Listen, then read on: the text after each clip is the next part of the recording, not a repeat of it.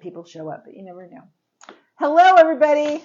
It's Natalie from Creative Makers. I'm happy that you're here. I am sitting here today with a new friend, somebody I just met a couple weeks ago. His name is Zion Smith. Hey. Hello. Hello. Thank you. I'm hoping that you can hear. I guess nobody's here yet, but that's okay. They'll come. And I met Zion because I was in a group show, and so was Zion. And hello, first person. And I saw his work, and I just thought it was definitely worth investigating and wanting to know more. So here I am with Zion, and we're going to talk to him. Oh. Okay, so I only ask one question, and the one question, and then everything else goes off the rails from there. I can't guarantee anything. So my only question is tell me what it was like growing up as a creative kid. What did that look like for you?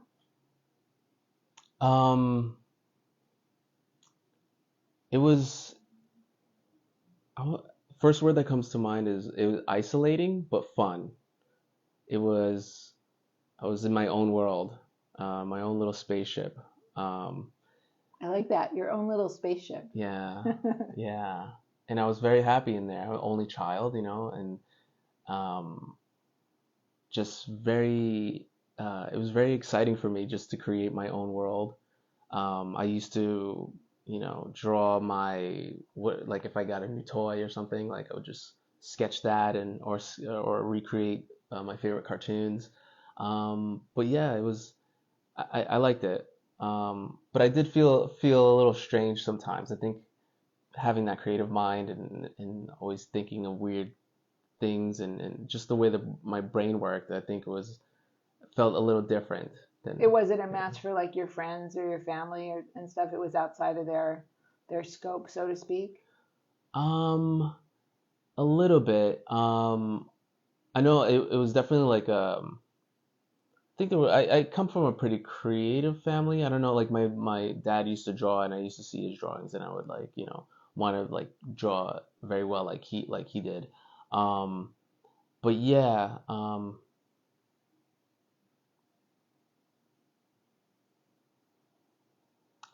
I think yeah, sometimes it was a bit of a match. It was just like, oh, what's he doing, or why did he draw that, or I don't know. So, as you moved through school and stuff, as you got older, were you like the art kid in school? Yeah, actually, I did pretty. I think I was like a C student. I would Solid say C. solid C, sometimes C minus, just because I just couldn't focus, always doodling in the back of the class. And, it's just like that ADHD kicks in and you're just like in the back of the class, and then all of a sudden you regain consciousness, and there's just like the board is filled with numbers, and you're just like, oh, what the fuck? just What I just happened? missed. Yeah. As soon as you So I was said like, that you couldn't focus, I was like, does he have ADHD? So were you diagnosed with ADHD? I Or are you guess suspecting? I went to the doctor for it, and they were like, "Oh, we'll give you the pills." But I mean, it's one of those things. It's like if you feel like you have it, and if you think it helps, we'll give it to you. But they did all types of um, like neurological tests and things like that, and I think so. I think I was just I don't know. I think my brain and the way I thought in it just didn't fit with the American school system, the box. I guess you would call it.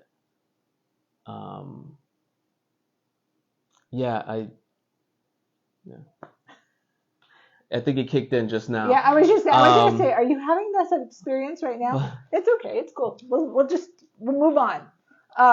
So okay, so you did you actually go to school for art? I did. Oh, you did. Oh, good. Yeah. I went to Montclair State. It's about half Well, an hour outside of New York. oh, okay. Oh, Yeah, that's right, because you're an East Coaster. yeah, Yeah. yeah. So that was cool. I just remember always taking train rides into the city and hitting up galleries. And even all throughout like high school, like I was just always immersed in like the art programs and art class and like after school What was your art major programs. at Montclair? Fine arts. Fine arts. Yeah, Did you painting. gravitate more? I'm sorry. Go ahead. I was gonna say with like concentration in painting. I was just going to ask you that. Okay, I was going to ask you what you were gravitating towards. Yeah. But did they teach you everything? I mean, did you learn to paint? Did you learn to do some sculpture? Did photography, was that part of the program? Graphics, that sort of thing? It was mostly painting, and yeah, there was some sculpture in there, some ceramics, but a lot of drawing, a lot of life drawing and sketching for sure. Yeah. What did you have a plan like when you were in school and you took the art, you majored in the art? Did you actually have an idea of what you wanted to see happen? Um, all I knew was I just wanted to draw and paint and just display it for the world. It was really tough going to school. I don't know, like the whole me in academia just didn't really. It was a struggle for sure.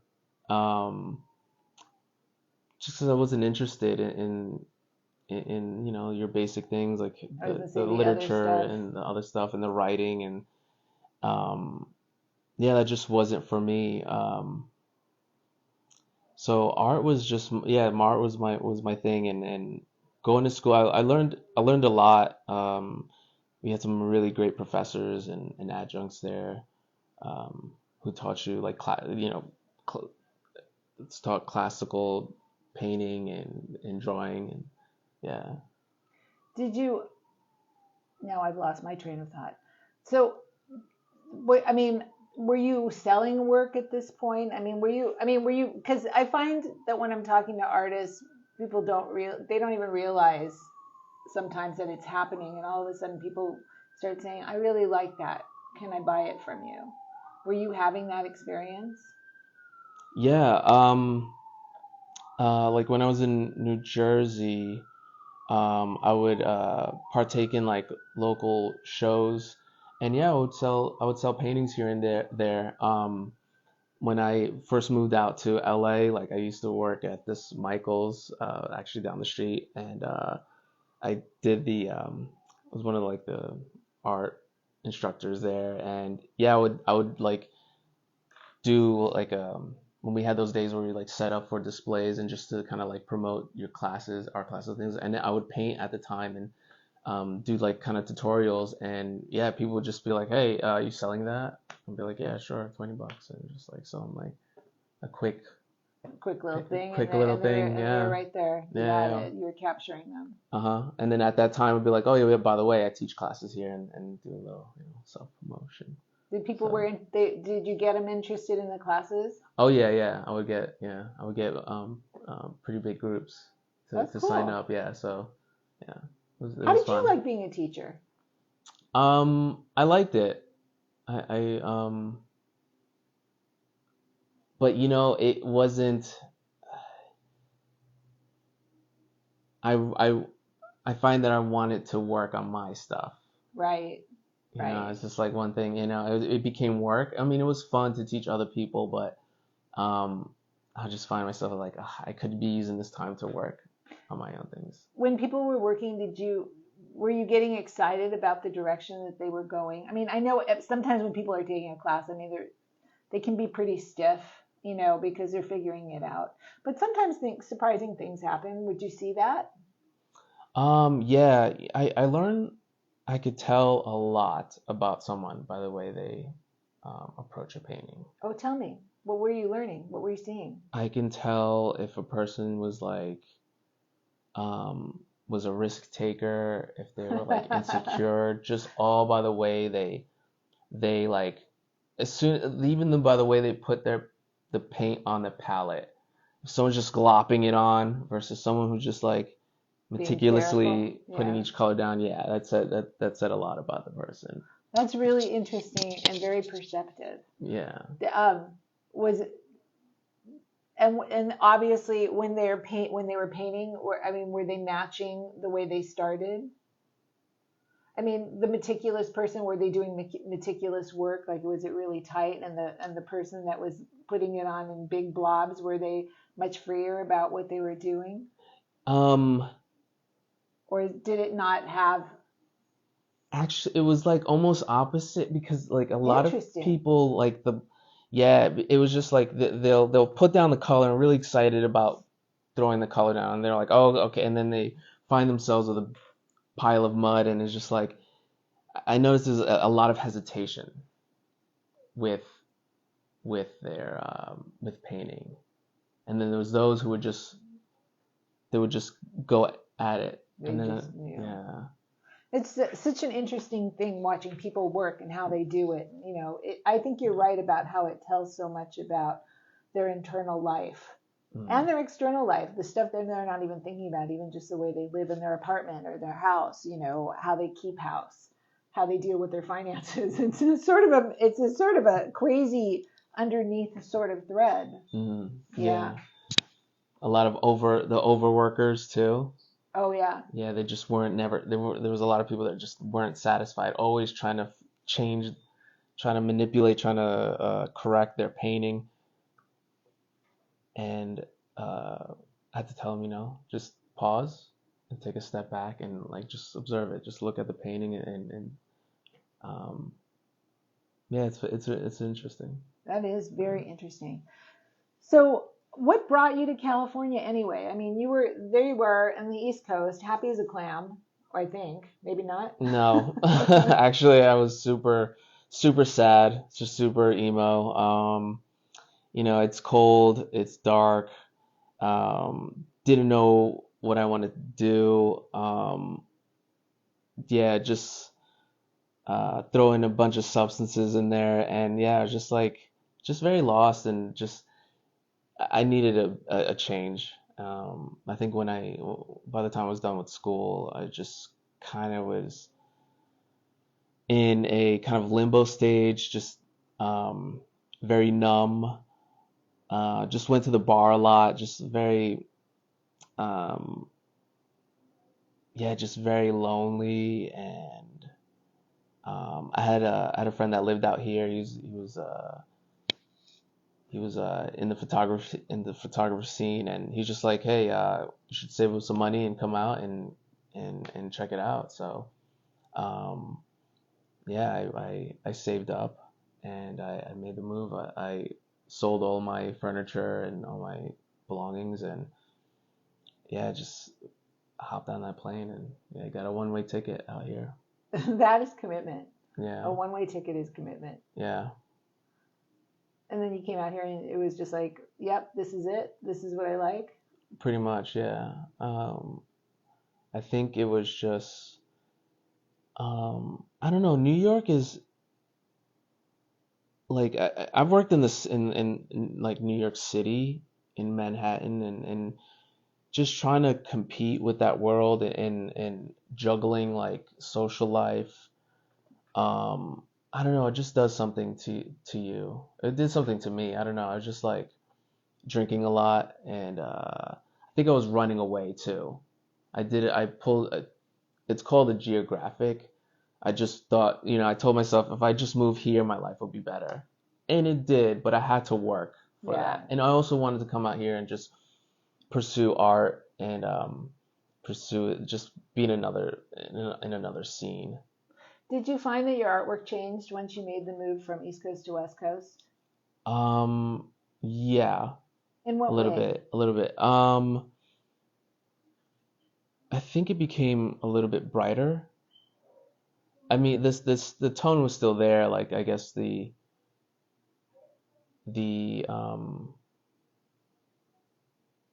I wouldn't say I guess the melancholy was still there, but it was the colors were a little bit brighter, and it was more experimentation. Would you call it a level of introspection? I think so, yeah. Yeah. Yeah. I'm glad to hear that it changed, though, in a way. It sounds like you liked it. Yeah. That's good. Oh yeah. Um, it became more not so freer, I guess, not so rigid. Um, became more willing to like experiment, because I was doing a lot of like classical, just very portrait, very traditional type of paintings. Hmm. So this, I think, moving out here, kind of like I learned to kind of like just relax and have fun. Hmm. It opened you up a little bit. Yeah, That's a good thing. yeah. That's a good thing. So tell me about your approaches to your work. So we have this piece right behind me. Let's talk a little bit about this. What's going on here? Oh my Hopefully you guys can God. see it. I'm gonna get out of the way. This is It's on wood. yeah, Woohoo! funny story. This is actually the back of like a bedboard. Oh, you know what? I am totally into whatever you can find and paint on. Yeah. If it works for you, then go for it. It's better to save the environment. Yes, exactly. Yeah. Yeah, I thought it was like such a good solid piece of wood, and I mean, this is pretty big too. I mean, we're looking at what, 5 feet at least, I think, 5 by maybe 2.5. yeah, I wish I had my tape ruler with me. It's okay. But yeah, it's about five something. But yeah, this one's interesting. This holy shit, man, what a story. Yeah, so when I moved out here, I was young. What was it, like 8 years ago? Man, I was just like, I was fucked up. Let's just put it out there. I was just like, um, bumped heads with a roommate, had to move out, and I had to find my own place. A lot of the classic LA scene, just getting mixed up with that, and There's a lot of drama. a lot of drama. Had to get sober, and in that process, I moved, found this place, and I just started painting on this thing, and I wanted to do something like a Jesus kind of portrait, but like a female, and then I was doing research online about symbolisms. You look at a lot of like traditional like European paintings, and you see still lives in the oranges and the flowers. And most people look at that as just like, oh, it's just like Well, a it's basket, pretty. very pretty It's so flowers, pretty. fruit, meats, and things like that. Oh, it's just a still life. But come to find out that they're actually telling a story. Each Right. thing, I don't know, like the certain flowers represent like a Virgin Mary or Jesus, or a fish. If you see that, that's pointing to that's a Jesus. Sure. So it's kind of studying that, and then I find out that Adam actually had a first uh, had another wife, this Lilith. Oh, I think a Jewish I'm so out of Old this realm, Testament. but I'm gonna go with it. Yeah. Sure, whatever you say. Yeah. Yeah, so basically, I think in the Old Testament, the story of Adam and Eve, Yeah. Adam actually had a first wife. Her name was Lilith, but Uh-huh. Lilith was very rebellious, and that was some drama there where she wasn't listening to Adam, and she got banished from the Garden of Eden, and then she became like this demon of nature, Interesting. and I think something um, she would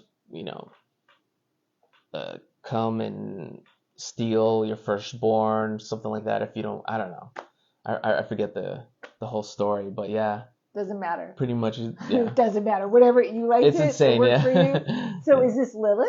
This is, yeah. So I kind of like said, you know what, this is Lilith, and yeah. So okay. So tell me about this. So she's got.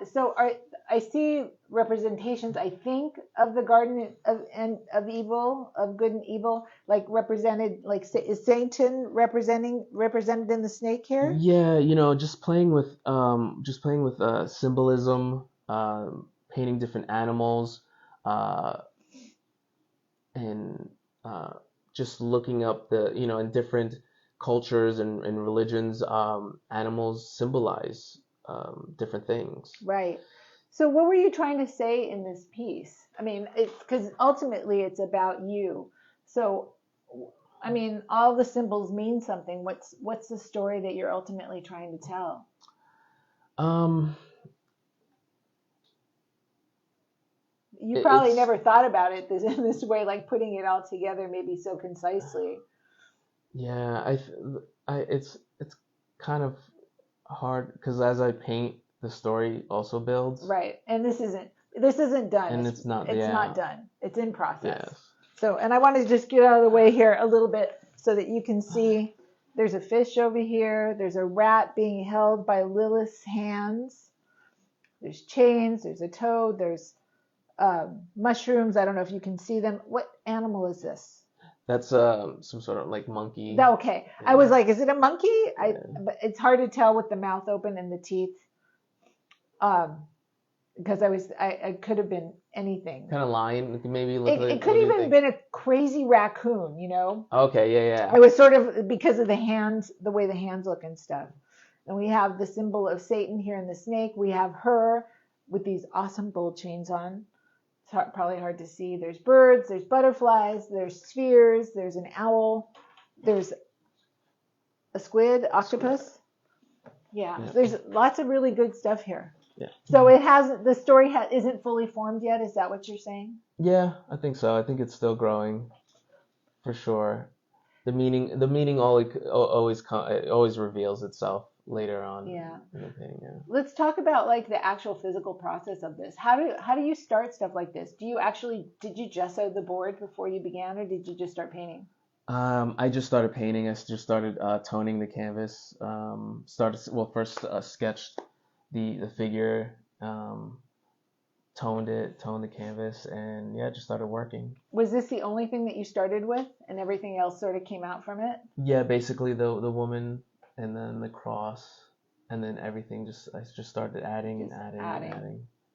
And then to get these layers, like I see layers here. I mean, when you talk about toning, do you have a bunch of different colors at the bottom, and then it almost looks like there's colors haphazardly on the bottom, and then maybe something rubbed over. Is that right? Yeah, it's been a lot of pushing and pulling.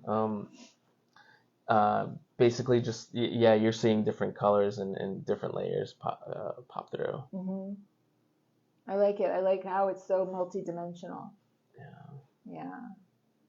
So tell me, okay, so I want to talk to you, you guys that are pourers. There's some really interesting stuff that he's doing with his pouring. Can you pull one of your pour works? Hell yeah. Because I was talking about this, and I was saying how interesting it was. Oh, we're going to move this. Goodbye. Goodbye, Lila. Yeah, let's take this bit. Oh, is that the other painting's that big? That's right. We're doing a little change of scenery here. Hi, Georgia. Does he consider himself a symbolist? Do you consider yourself a symbolist? Yes. Georgia says she loves symbolism as well. Hi, Silvera. Hola, hola, chica. I hope you understand, not me just right now, but what we're doing. I know you speak Spanish predominantly. Glare. Okay, so let's see if we can, it's pretty shiny. You can see it's pretty shiny right here. Here, I'm going to do one more thing. Let's see if this helps. Is that helping? Oh yes, that's good. Oh, good. Okay. There's still a lot of glare. Oh, yeah, there we go. All right, so let's talk about this piece. So I was looking at this piece earlier, and I was thinking it's really interesting because this central figure here, this is all a pour. This is a pour, and there we go. That's a lot better, I think. This is all a pour, and then there's a figure basically painted into the pour. So I was asking about how he got this done, because really he didn't. What I would have thought was that he did the pour and then painted the black around the pour to get the figure and everything else he wanted it to contain. I know it's just here. Does that help? I can lean it. Oh yeah. Oh yeah. Here we go. Okay, I'm gonna lean. I've got it. Oh, there you go. So let's talk about how you actually did this. Please explain to everybody what you did. Got a ton of paint, mixed it all up, added some pour medium, and just went crazy. Just started pouring, just mixing cups of paint and just pouring and adding silicone and different additives to just create the cells. Did you have the outline of the woman already? Were you already thinking that you were going to try and contain it? No, actually, it's all everything. It looks like underneath the black, it looks like this. Oh, it does. Yeah. Oh, because see, this is what I guess I covered. didn't understand that before when we were talking about it, because I was like, did you do the pour first and then painted the black on top? Yeah. So that is the way you did it. Yeah. Here, let me see. I think I've got this. You can. Yeah, I'm good. I've got this. You can talk about this all you want. So I think it's just really interesting as a subject of pores to get, pores are great, and but they can be sometimes sort of tedious to look at over time. Yeah. And to actually make them into saying something more than just the pore. I think this is really interesting. And seeing her like this, to me, talks about how how many colors we all have within us, how multidimensional we all are. At least this is my point of view, and I don't know if that's what you were trying to convey, or maybe you were trying to convey the fact she's listening to music and it's filling her up with these colors. Yeah, yeah, I think I was just kind of as it goes along, just like at first I didn't even add, I wasn't even thinking of headphones. It just started with the silhouette, and I was just thinking, it's really missing something. It's really missing something. So I was like, oh, headphones. So yeah, that kind of like capturing that feeling of listening to a song, or that just really moves you and just really just gives you that feeling. It totally looks like that. I Yeah. mean, it really does say that to me when I see this. Yeah. And also I was thinking of like it's very kind of like space, she's in black. I think of the universe as space and vibrations and that kind of creating life. Right. I want to ask you about something that you talked about earlier, and if you're not comfortable about this, you don't have to answer, obviously. But I wanted to ask you about you. You said you were drinking too much in New York, and then you came here, and shit started going on, and then you had to get sober. So is that something that you actively do now? You're actively sober? Yeah, yeah. Yeah. Is that something you used a program for? California sober. Oh, California sober. So That's the yeah, I don't thing. drink.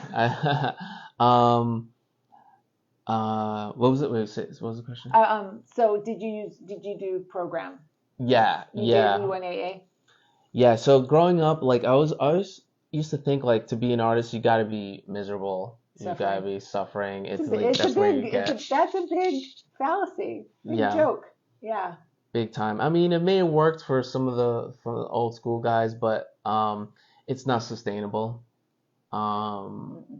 and yeah, I learned that the hard way. But I learned it. So shit.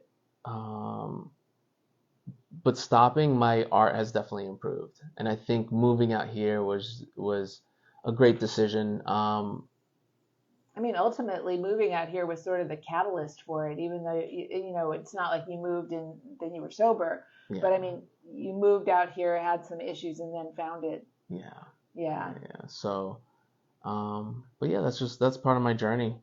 And I'm grateful for it. Congratulations on that part. Yeah, thank I you. know that's a tough road.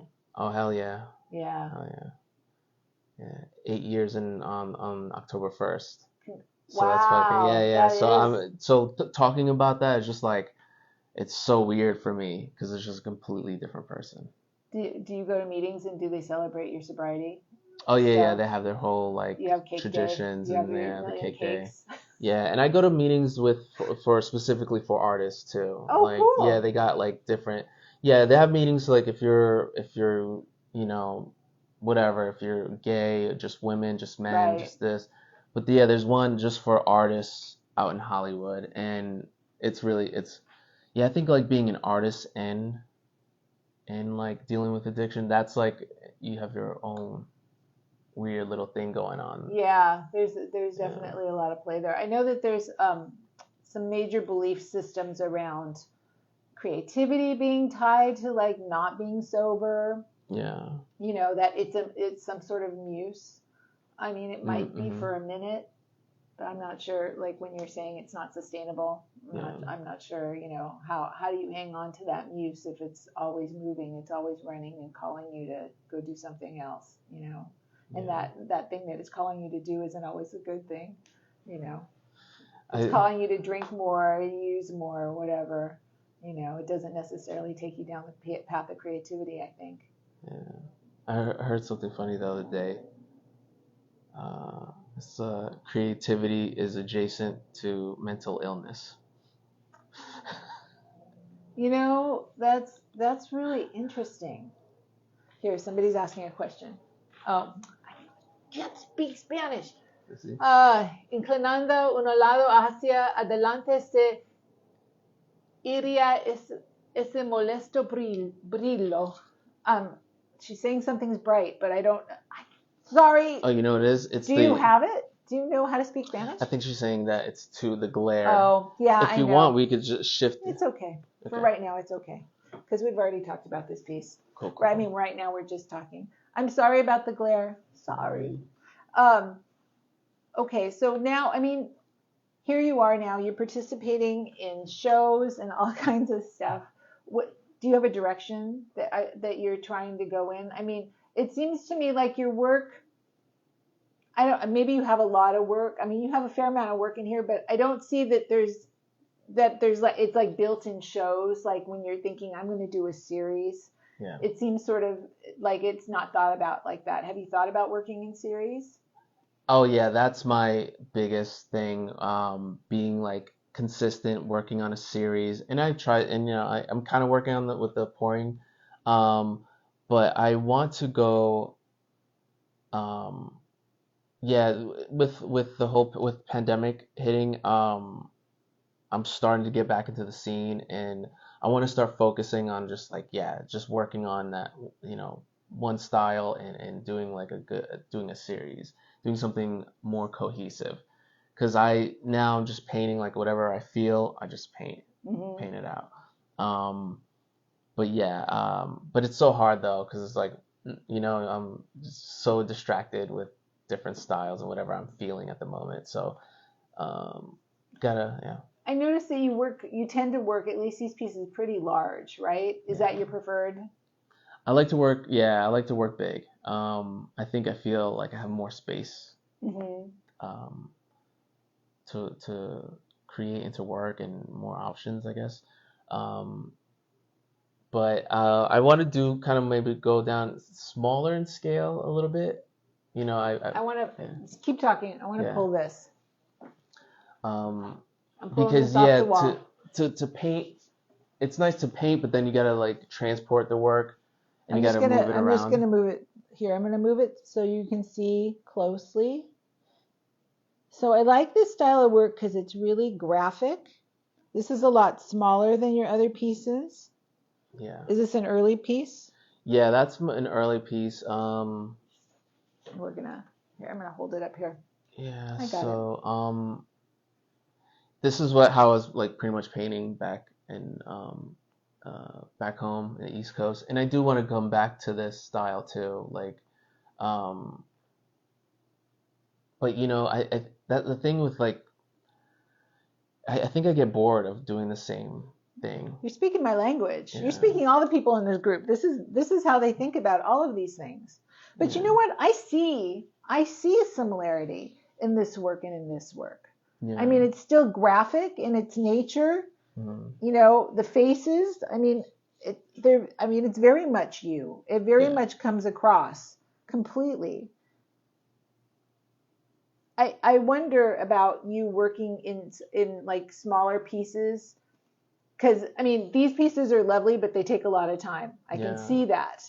Yeah. And so I can understand how you would get bored right away, and your home is your studio space, so working 3 or 4 large pieces at once, that would be impossible. Yeah.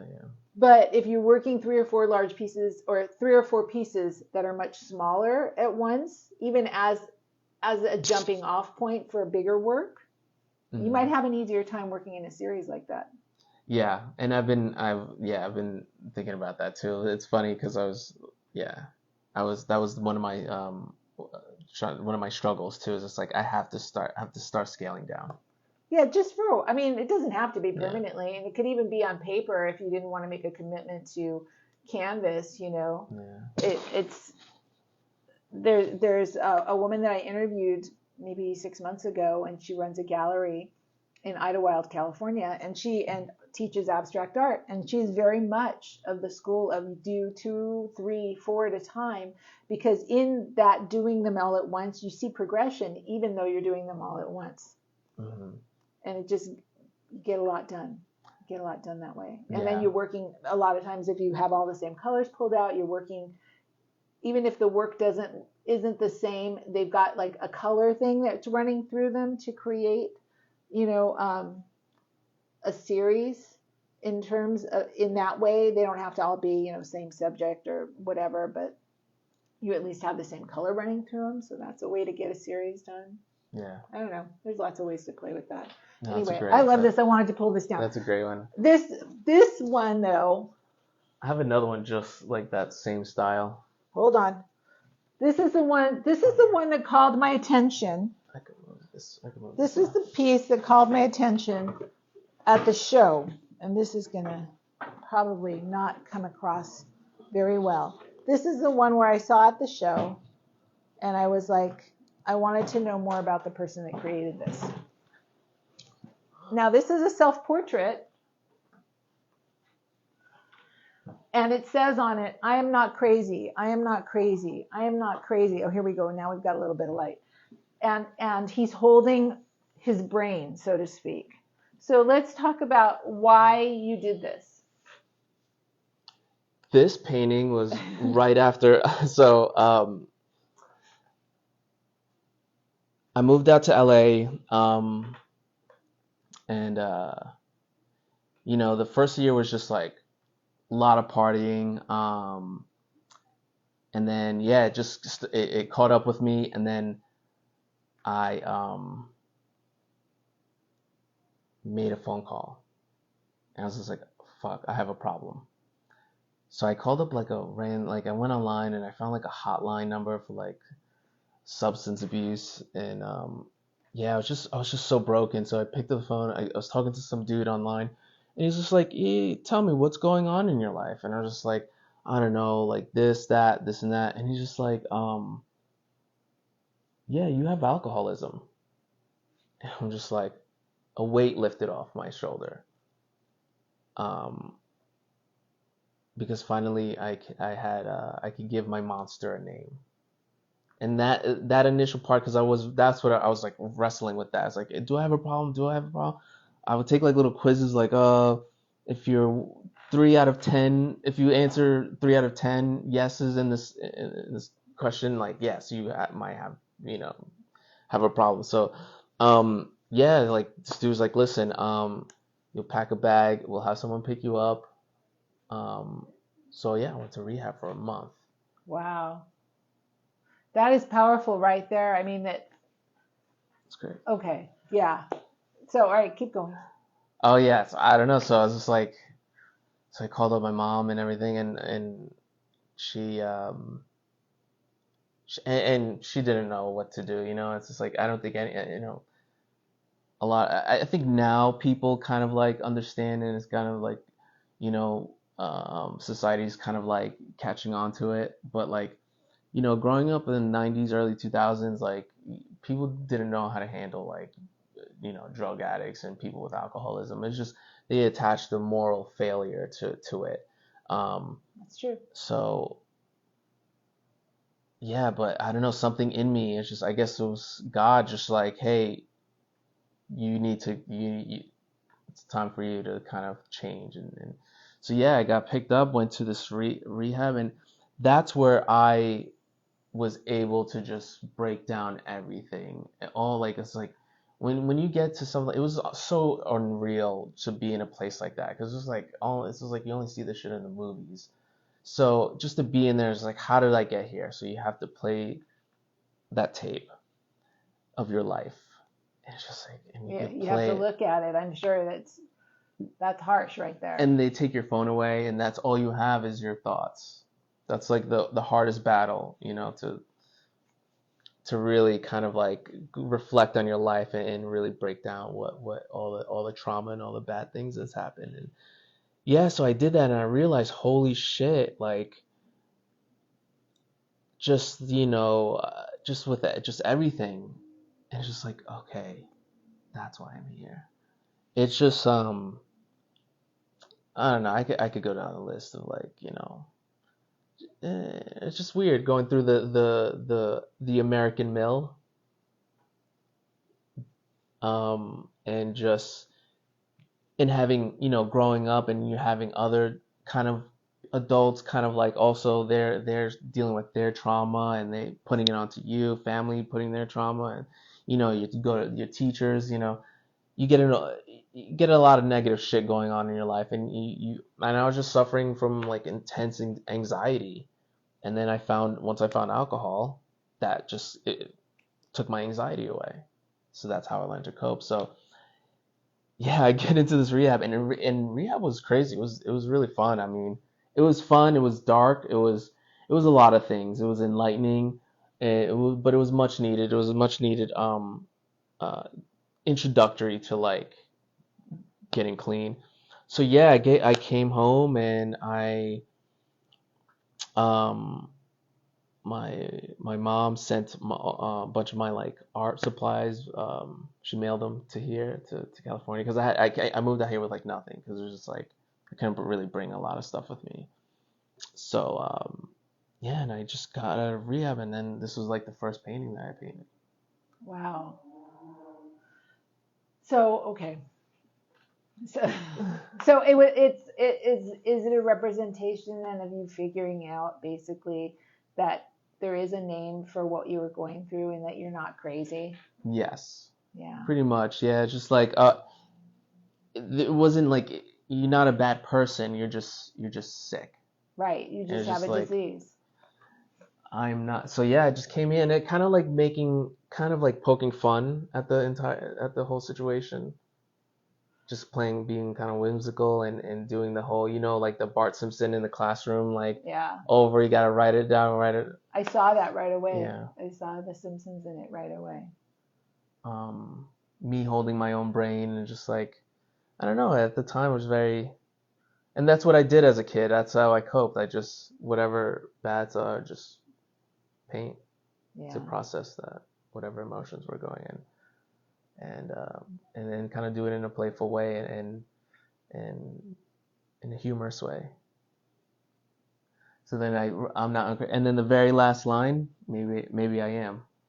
I didn't even see that. I didn't even see that.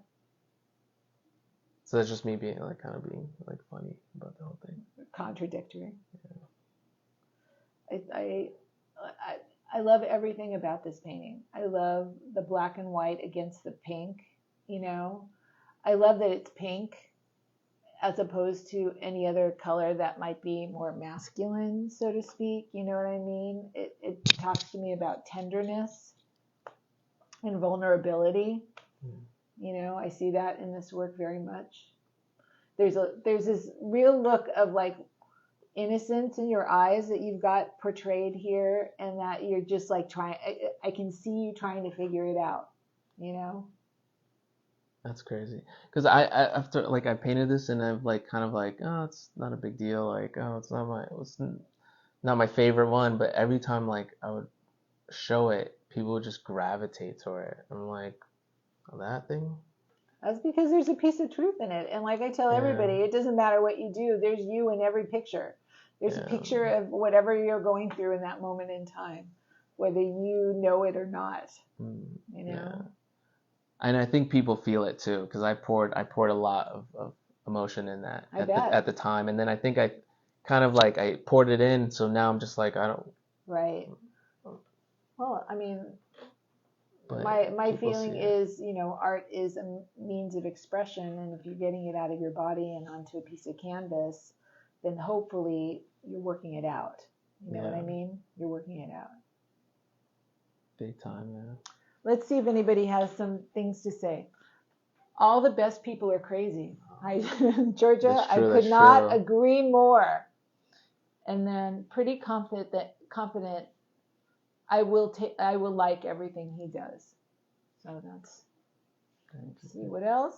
Whatever I can do to support him or assist him, I will do. And that's Clifton. He's in Detroit. Oh, what's up, Clifton? Yeah. Sorry about my finger, you guys. I'm just walking. Hi, Jackie. Thanks for watching. I'm so excited. George is so excited about your work. I know his work is great, right? Okay, just looking to see. Whoa, excellent. So Veta said that. Is he on social media? I want to follow him. Yes, he has an Instagram account, and he's not easy to find because he's got a last name of Smith. And there's a million Zion Smiths out there. I had to ask him to tell me exactly what his name was, otherwise I never would have found him. I'm the worst Googleable. I'm not Googleable. So, No, not Googleable at all. Zion, I'm at Zion work of _art. I'll put it up. I'll put it up later, and then you guys can just hunt him down on Instagram. Is that the only way to find you? Is that the only place you've got your stuff? That's my like painting page, and I've got like my personal like music page is at Generator Operator Destroyer. It's an acronym for God. Oh, I like it. I was like, oh my God, what a name. It is God. So there you go. Let's see. Is there anything else I should be looking at here? Lots of stuff. It's hard for some of us to stick with one style. Yes, Georgia.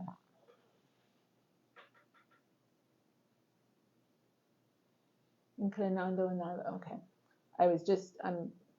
I can speak Spanish, but I don't understand it. Everybody's loving what you did here. Everybody's loving what you did. So this is very exciting. You know, the one piece that I really see that happens a lot is I see a lot of artists who struggle with their demons, but are also ADHD. Yeah. And are you actively taking medication for that right now? No, but it's funny. Like I remember the first time I started taking it, I was just like, wow, is this what normal? Is this what it feels to be normal? Like Is enthusiastic and just normal and feeling like inspired and just kind of like, okay, is that? I don't know. It's hard to explain, but no. And so,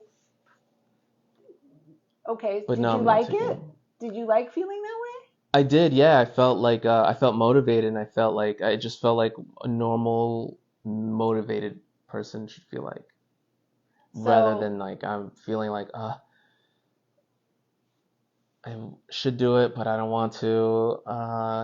Maybe not. If I do it, oh, what's the point? Oh, I could do, like that little. So I have a question though. If if the medicine sort of works, it sounds like, and you sort of liked it, why is there a reason why you don't keep taking it, or it doesn't matter, or I don't know? It was kind of leaving me. I'm sure like the new stuff is better now, but like it kind of left me a little cracked out a little bit because it is basically meth. It's a meth. It's sort of speed stuff. Yeah, it's like a speed. I'm not sure that it's meth exactly. It's not exactly meth. It's FDA approved meth. Was it Adderall? Adderall, yeah. And then they have different. I think they still treat with Adderall a lot. I think it's improved, the actual like the time release and but yeah, it was okay. I always kind of felt like weird though. Like I think I took it maybe a few months ago, and I did feel motivated and everything, but there's still a weird thing. It's still like it's hard to explain. My spirit doesn't approve of it. Does it not approve of it because it's a medicine, or is it just something even bigger than that? I think because it's like just that speedy meth. Because I did a lot of cocaine too, so that's okay. like kind of like triggering for me. It's just like, oh, I can understand. Okay. Like yeah, and yeah, it's still a drug, and it's just like yeah, but it's definitely triggering. So and yeah, I haven't taken it. I don't really. I find that if I just like exercise and just get enough sleep and just eat well, I'm fine. It's helpful. Yeah, get some coffee and A little coffee goes a long way. Yeah. All right, here, let's see what else. I'm sorry, very soon I will be able to speak and understand English, so that you don't have to apologize. No problem. No All right, well, problem. no problem. All right, people. Well, do you have any words that you'd like to part with? I don't want to. Yeah, we're almost at an hour now, so I don't want to. I don't want to mess up the rest of your day. No, I just want to say thank you. This is amazing. This has been um, a great experience, and I learned a lot, and it helped me kind of decide where I want to go Oh, with my good. art, as far as like better controlling the small, just where I want to start. Yeah, the direction I want to start going, and yeah, it's been very inspiring and Oh, good. very, I mean, I very. know. I don't think Facebook is your primary social media, but I mean, you're a member of the group now, Right. and so you can always jump on and like throw your pieces on Oh, cool. and ask for advice or just people praise a lot. Cool. This is my job. I praise. I love to praise. I love it when people figure it out. Yeah, come. I know that there's lots of people that would like to see your work as you move along. Yeah. I mean, they're telling you. Yeah, thank you for that. This is great what you're doing. So yeah, that's awesome. Yeah, it was so nice meeting you at the show and being Yeah. a part of the. And after the pandemic, it's just kind of like been quiet, but it was nice to be back on the scene and then being kind of accepted. It's sort of nice being part of an art gang, right? Yeah, I missed that. I missed it. So this is cool. The art gang. Yeah. We're so threatening. Yeah. All right, people. Thank you for joining me today. I will see you all next week. Bye. Thank you.